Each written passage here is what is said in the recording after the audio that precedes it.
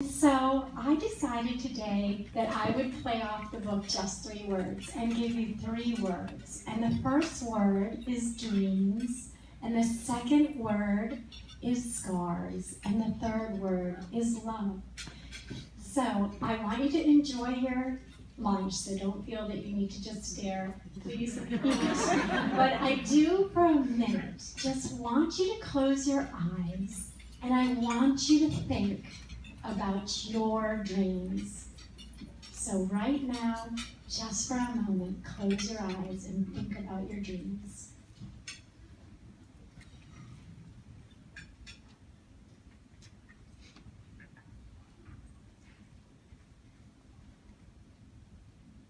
And now open your eyes, and I want you to know that those dreams are possible. You can achieve absolutely anything. I've lived it. I'm here to tell you, your dreams can come true. So when I was diagnosed with advanced stage breast cancer in 2008, I had a slot to the Triathlon World Championships. And I was told that I should give up that dream. But for the first time in my life, I decided I didn't want to listen to those defeating negative words. And I understood the oncologist's point. They said, you better get with the program. You need to beat cancer. They didn't want to expose me to bacteria and all of those things that could be damaging to my immune system. But this little warrior rose up. There's a warrior in each one of you. Sometimes we just need to be tapped. Sometimes we need that great challenge to find the courage that's truly within us. So on that note, I bagged that oncologist. And I went on through 2 others and finally found one who was willing to work with me. And so that meant changing my chemotherapy just a little bit. And when you receive chemotherapy, it's usually on a 14-day schedule. And so usually right around day 12, you start to feel human again. And then by 14, you're almost out of the woods, and then boom, it's back again. And it's this big roller coaster ride. So what they did for me was they said, on day 12, we're going to give you another dose of chemo. So it was really hard that week. But it gave me 5 days before the World Championship to get better. And when I stood on the line, I started crying. I couldn't believe it. Anything's possible. And we dove into the water, and it was so cold. It was freezing cold. And they started rescuing people because it was so cold. And it was so cold that they actually wound up canceling the swim after our wave because it was too cold and too dangerous. That's a world championship race. That has never, ever, ever happened. But I said, I am not quitting now. Go away, I'm not getting rescued.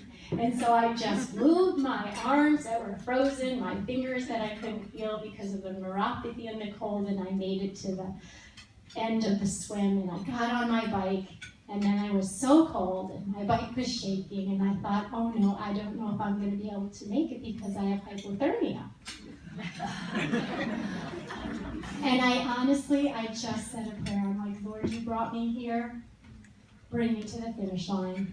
And I knew that a lot of people were praying, and people were praying for me to finish. And God is good. Prayers are answered. And as I ran down that finish chute, the coach of Team USA gave me a flag, and I crossed the finish line with the entire world of triathletes waiting for me. And to this day, I was second to last. I don't know how I beat somebody. Well, honestly, it was one of the greatest athletic achievements of my whole life. And I'm here today to tell you that you can achieve anything.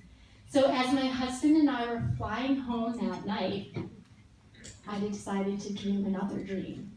And that was that I would come back and make Team USA. And it didn't look good. The oncologists were telling me, the cancer's spreading, Karen. And that was hard. And I had to go through a lot of challenges and speaking a lot of life into myself. And I had a lot of problems. But later on that week, I knew I was going to be losing my hair. I mean, that was definitely something that was going to happen. A little tiny piece of me thought maybe my follicles were a little bit stronger, but they weren't. So I told my son, he was 9, my youngest son was with me, and I said, Mom's going to lose all her hair. And so he stood outside of that shower. And when I came out of the shower bald, he wrapped me in his arms and said, Mommy, you are so beautiful on the inside. And I just choked back tears. And so later on that day, my parents took him, and I started crying for the first time ever. I crying, I just uncontrollable tears. And when I was sitting there crying on the side of the road, all of a sudden, I honestly heard God whisper, Karen, I'm going to take you through the valley, and I'm going to put you on a mountaintop, and you're going to be singing. And so I still kept my dream of coming back, and I thought that was a great sign. And so, as I said, 4 years later, I made Team USA again. And this time, we took our youngest son, Trent, with us. And it was in Vancouver, it was in Auckland, New Zealand. And so I was running past my son, running past the coach of the team, and they said, pass that girl, and it was a girl from Australia, and I passed that girl in front of my kids and my family. And then I came around the corner, and they said, here comes Karen Newman. She is second in the world. It still chokes me up. And I was the top American, second in the world. And as I crossed the finish line, the press engulfed me. It was Breast Cancer Awareness Month. And then they want to take you and give you a free massage and free food. And it's wonderful. And I've never, ever, ever passed that up. I always take it. But this time, I felt this tug on my heart to go into the tent to get my jacket and see my family. And as I walked into the tent, this is what happened. We're going to play a little something. This is what I heard. You raised me up so I could stand on the mountains. You raised me up to walk on stormy seas. I am strong when I am on your shoulders. You raise me up to more than I can be. It still just fills me. And so that night, I stood on a podium in front of my family, in front of the world. I received a silver medal, and my mountain was a podium. And that was God's promise from way back when. I'm going to take you through the valley, and I'm going to put you on a mountain. And my mountain was a podium. And so I am here today to tell each and every one of you, when you close those eyes and you dream that dream, you can do it. So just come to the ledge and jump off and reach. So my second word is scars. And I know scars doesn't sound like a very good word, but scars can be stars.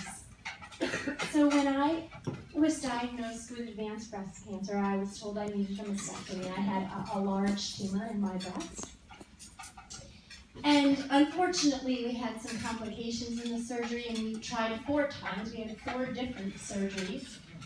And I was just left with a very brutal-looking scar. It actually looks as though maybe I went through a meat grinder.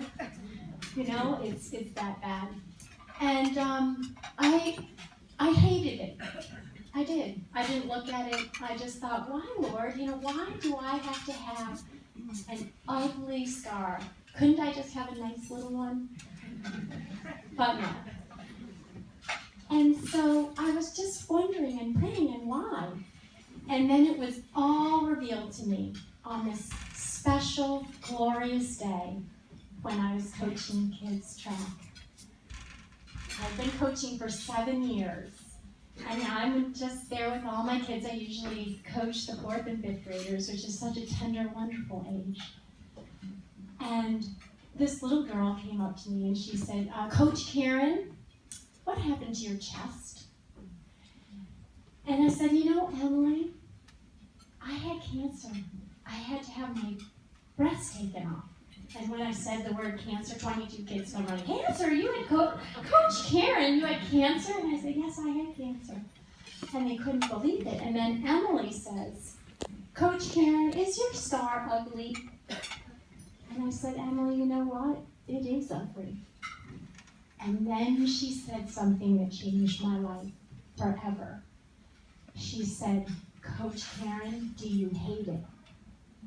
And in that moment, the hate that I had had for it went away, and I realized, I love it. I do. It represents everything I've been through. It is a courageous, beautiful reminder of my story. And so I told her that, and I said, if you have a scar or a deformity or anything, you are beautiful, you are loved, you are magnificent, you are unique. We need to embrace our scars and our differences. And Emily had always worn a glove to track. She took off her glove and she held it up in my face for the world to see. And she said, Coach Karen, I have webbed fingers. It was the first time she exposed them, and then Billy took off his hat and his ears flopped out, and he's like, I got big ears. And I said, it was unbelievable. It was so fantastic. It was the first time these kids were embracing their differences. And so if you have a scar or anything that's different that you don't like, I encourage you to look at it from a different perspective. I encourage you to just look at it in love. Embrace it. You're beautiful just the way you are, inside and out. And the last word I have for you today is love.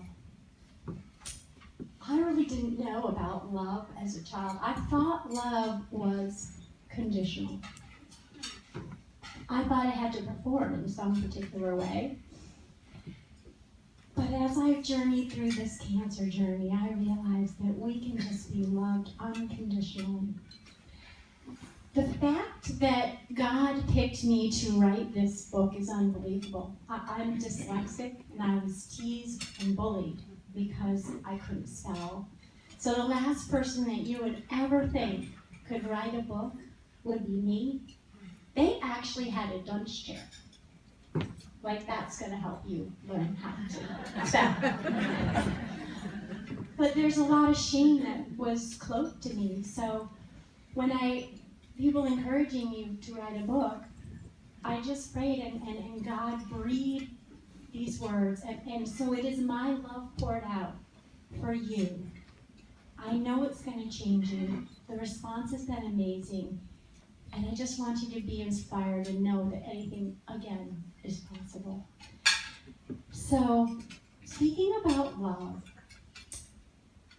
as I said, I didn't know how to receive love. And so when I was diagnosed, I fully intended to take myself to chemo. I wasn't going to allow anybody to die. Why would I, ask? So luckily I have great friends who are rather demanding. They drove into my driveway and said, get in the car. You are not driving yourself to chemo. I'm so grateful for that. I'm so grateful that I just cracked open my heart to receive love, and I encourage you to do the same. Because what I realized is that we allow other people to help us, we are blessing them as we are blessed. This is a full circle.